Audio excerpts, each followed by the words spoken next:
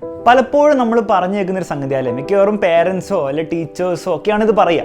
അതായത് അവർ പറയുന്നതാണ്, നിങ്ങൾ എത്രത്തോളം ലക്കിയാണ് നിങ്ങൾക്ക് അറിയില്ല, ഇത്ര നല്ല പേരൻസിനെ, ഇത്ര സ്നേഹിക്കുന്ന സഹോദരങ്ങളെയും ഇത്ര നല്ല ടീച്ചേഴ്സിന് ഇത്ര നല്ല സൗകര്യങ്ങളും സ്കൂളൊക്കെ കിട്ടുന്നത് ഭയങ്കര ഭാഗ്യവാന്മാരാണ്, ഭാഗ്യവതികളാണ് നിങ്ങളെന്നൊക്കെ പറഞ്ഞ് നിങ്ങൾ കേട്ടിട്ടുണ്ടാവും. പക്ഷെ അപ്പോഴൊക്കെ നമുക്ക് എന്താ തോന്നുക, അത്ര വലിയതൊന്നും തോന്നാറില്ല അല്ലേ. നമ്മളതിലേക്ക് എൻ്റെ അച്ഛൻ മമ്മൂട്ടിയൊന്നുമല്ലല്ലോ, പിന്നെ എന്തിനാ അത്ര വലിയ ലക്കി ആയിട്ടൊന്നും എനിക്ക് തോന്നുന്നില്ല എന്നൊക്കെ നമ്മൾ ചിന്തിച്ചിട്ടുണ്ടാവും. അപ്പോൾ എന്തുകൊണ്ട് നമ്മളങ്ങനെ ചിന്തിക്കാൻ കാരണം? എൻ്റെ ഉത്തരം വളരെ സിമ്പിളാണ്. നമ്മുടെ ഇമാജിനേഷൻ സ്കില്ല് കുറച്ച് കുറവായതുകൊണ്ടാണ്. നമുക്ക് ഒരു 2 മിനിറ്റ് നിങ്ങൾ എനിക്കിതാ നമുക്കൊന്ന് ഇമാജിൻ ചെയ്ത് നോക്കാം. നിങ്ങൾ കണ്ണടച്ചിട്ട് ജസ്റ്റ് ഒന്ന് ഇമാജിൻ ചെയ്യും. ആഫ്രിക്കയിൽ ഒരു കുട്ടിയുണ്ട്, ആ കുട്ടിയുടെ പേര് കോഫി എന്നാണ്, KOFI. ആ കുട്ടി എല്ലാ ദിവസവും രാവിലെ അലാം കേട്ട് എണീക്കും. സ്കൂളിൽ പോകാൻ വേണ്ടിയിട്ടല്ല, ആഫ്രിക്കയിൽ മൈനുകളുണ്ട്, കൊബാൾട്ട് മൈൻ ഉണ്ട്. അപ്പോൾ അവിടെ പോയിട്ട് പണിയെടുക്കാൻ വേണ്ടിയിട്ട് അപ്പോൾ രാവിലെ എണീക്കും, അവിടേക്ക് നടക്കണം, കുറേ ടൂൾസൊക്കെ ആയിട്ട് നടക്കണം. അവിടെ പോയിട്ട് ഈ കൊബാൾട്ട് മൈനിൽ ഭയങ്കര പൊടിയും ഒച്ചയും ബഹളവും ഒക്കെ ആയിരിക്കും. രാവിലെ മുതൽ വൈകുന്നേരം വരെ പണിയെടുക്കണം. എന്തിനാണ് ഈ പണിയെടുക്കേണ്ടത്? കാരണം പണിയെടുത്തില്ലെങ്കിൽ കഴിക്കാൻ ഭക്ഷണം ഉണ്ടാവില്ല. ഒരു അനിയനുണ്ട്, അനിയന് ഭക്ഷണം കൊടുക്കാനും ഉണ്ടാവില്ല. അപ്പോൾ വൈകുന്നേരം വരെ പണിയെടുക്കണം. ഭയങ്കര പൊടിയാണ്, അതുകൊണ്ട് തന്നെ ഭയങ്കര ബുദ്ധിമുട്ടാണ്, ശ്വാസം വലിക്കാൻ ബുദ്ധിമുട്ടാണ്. പണിയെടുത്ത് കൈ മടുക്കുകയും ചെയ്യും. മാത്രമല്ല വീക്കെൻഡ്, ഹോളിഡേ എന്നുള്ള പരിപാടിയൊന്നുമില്ല, എല്ലാ ദിവസവും പണി തന്നെയാണ്. ഇത് ചെയ്താൽ എന്തെങ്കിലും പ്രത്യേകിച്ച് വലിയ സംഭവിക്കുമോ? ഒന്നുമില്ല. ഇത് ചെയ്താൽ മാത്രമേ ജീവിക്കാൻ പറ്റുള്ളൂ. ജസ്റ്റ് സർവൈവലിന് വേണ്ടി ചെയ്യുന്നതാണ്.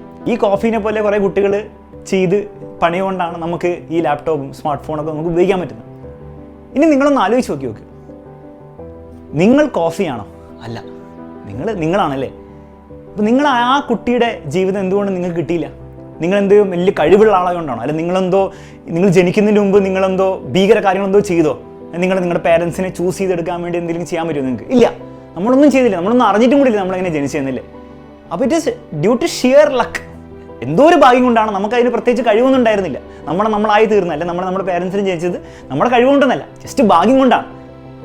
അതേ ഭാഗ്യം നേരെ തിരിച്ചറിയാൻ വർക്ക് ചെയ്തെങ്കിൽ നമുക്ക് ചിലപ്പോൾ ഈ കോഫിയുടെ ജീവിതം അല്ലെ അതുപോലത്തെ ഒരു കുട്ടിയായിട്ട് ഞാൻ ജനിക്കായിരുന്നു. എങ്കിലും നമുക്ക് ഈ ഒരു ജീവിതം കിട്ടി. മാത്രമല്ല, നിങ്ങളൊന്ന് ആലോചിച്ച് നോക്ക്, ഞാനിപ്പോൾ കോഫീനോട് പോയി പറയുകയാണ്, നിങ്ങളുടെ ജീവിതം, നിങ്ങളുടെ ലൈഫുമായിട്ട് കോഫിയുടെ ലൈഫ് ട്രേഡ് ചെയ്യാൻ പറ്റും എന്ന് ഞാൻ കോഫിനോട് പറയുകയാണെങ്കിൽ കോഫി എത്രത്തോളം സന്തോഷിക്കും നിങ്ങൾക്കറിയോ? ആലോചിച്ച് നോക്കി, എത്രത്തോളം സന്തോഷിക്കുമായിരിക്കും.